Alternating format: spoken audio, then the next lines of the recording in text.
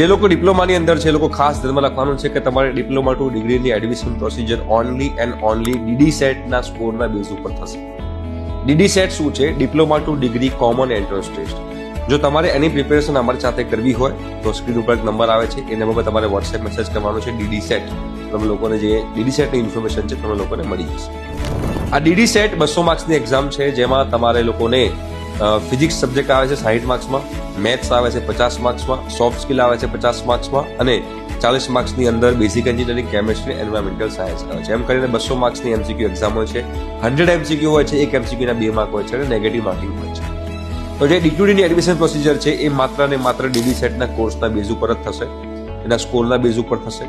તમારા જેટલા માર્ક્સ વધારે સારા આવશે એ પ્રમાણે તમને લોકોને સારી કોલેજમાં એડમિશન મળવાના ચાન્સીસ રહેશે.